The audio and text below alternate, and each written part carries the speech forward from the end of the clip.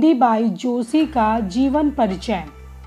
आनंदी जोशी, जिन्हें कुछ लोग आनंदी गोपाल जोशी के नाम से भी जानते हैं, भारत की प्रथम महिला डॉक्टर हैं।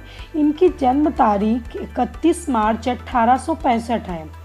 उस समय जब महिलाओं को प्रारंभिक शिक्षा पाना मुश्किल था, ऐसे समय आनंदीबाई का डॉक्टर की पढ़ाई करना एक बहुत ही बड़ी उपलब्धि थी।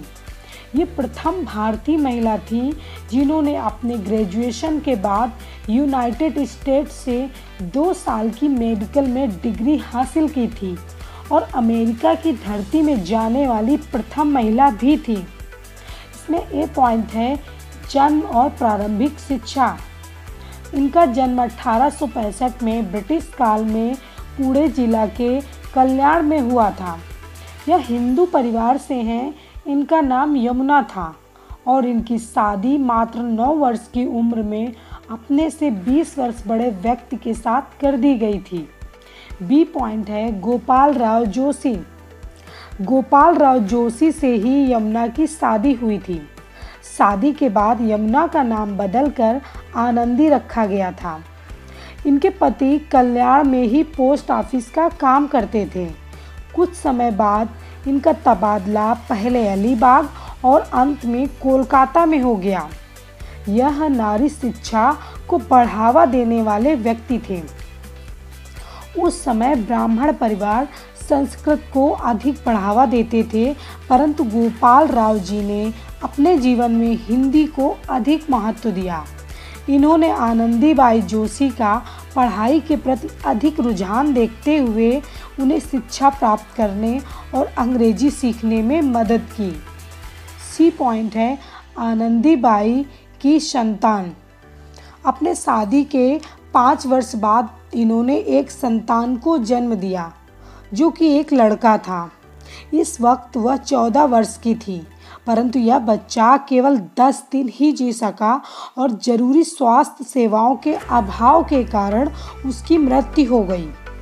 इसी घटना ने उनके जीवन को पलट कर रख दिया और उन्होंने ठान लिया कि वह अब डॉक्टर बनेंगी। डी पॉइंट है, आनंदीबाई की शिक्षा के लिए किए गए प्रयास। आनंदीबाई के पुत्र की मृत्यु के बाद उनके पति ने उन्हें शिक्षा के लिए प्रोत्साहित किया।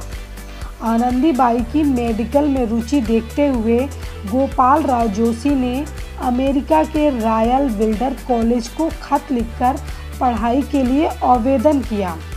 विल्डर कॉलेज ने उनके सामने ईसाई धर्म अपनाने की पेशकश की और उनकी मदद करने का आश्वासन दिया, परंतु गोपाल राव ने इसे मना कर दिया। फिर एक डॉक्टर कपल ने आनंदीबाई को महिला मेडिकल कॉलेज ऑफ पेंसिल्वेनिया में पढ़ने का सुझाव दिया, परंतु आनंदीबाई के इस कदम के प्रति हिंदू समाज में बहुत विरोध की भावना थी।